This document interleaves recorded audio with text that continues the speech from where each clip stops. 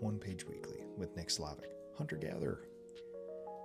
I'm actually writing and recording this in my beloved box blind on my farm on a beautiful, crisp, cold, clear Sunday morning, last day of first gun season here in Minnesota. Data plus feelings. 3.3% of Americans hunt. Perhaps 0.4% of Americans own a business and hunt. Based on this data, you would think that you'd never run into another hunter. But there's not a car on the road this weekend without somebody wearing blaze orange where I live.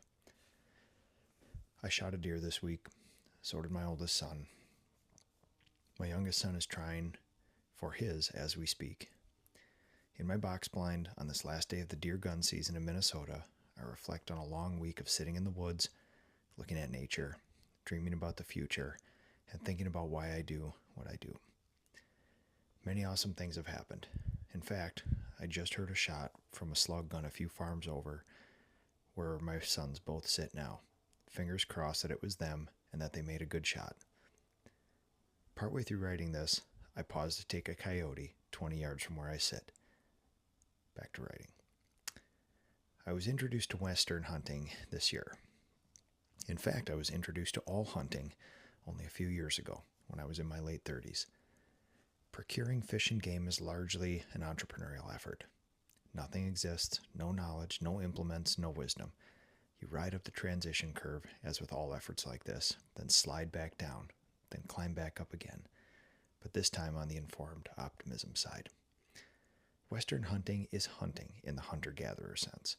You work like hell to put yourself in areas to find animals, then move towards them. Deer hunting in Minnesota is different, at least when compared to Western hunting. You get your land ready, set up stands, cut brush into shooting lanes where deers may be. You take a short walk over flat land to sit in the cold and wind 30 to 60 minutes before it's light out. You don't move, you stay quiet. You hope that something comes by. It's adventure, and there's no doubt it's an art, but you typically don't take actions to get yourself closer to animals. I'm struck by how similar this is to running a business. Lots of business owners tend to gather. I try to work my land, plant the best crops, see to their well-being, and invest in the future. I let people know about my farm and the things we produce and sell in the hopes that they come by and purchase.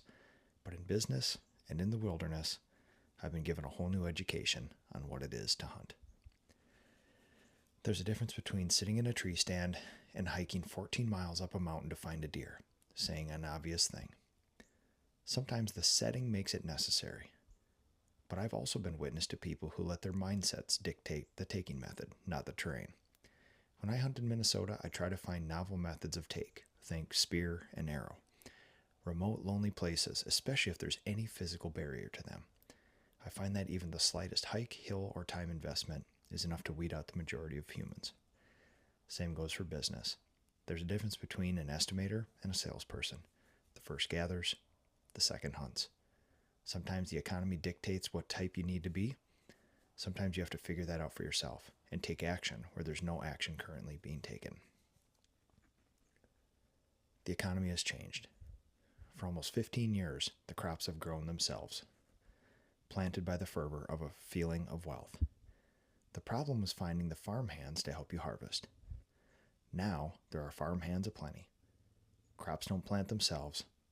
There are plenty of seeds, but we need to find them, pick the correct ones, foster them with the hopes that in 3 to 6 months they grow to be something that people want. We may even need to supplement our produce with fish and game that we procure. Not that someone else goes out and gets it for us. I've now pushed this metaphor as far as my conscience will allow. So as a passive-aggressive, introverted Minnesotan, I used to default to gathering in my personal life, professional life, and spiritual life.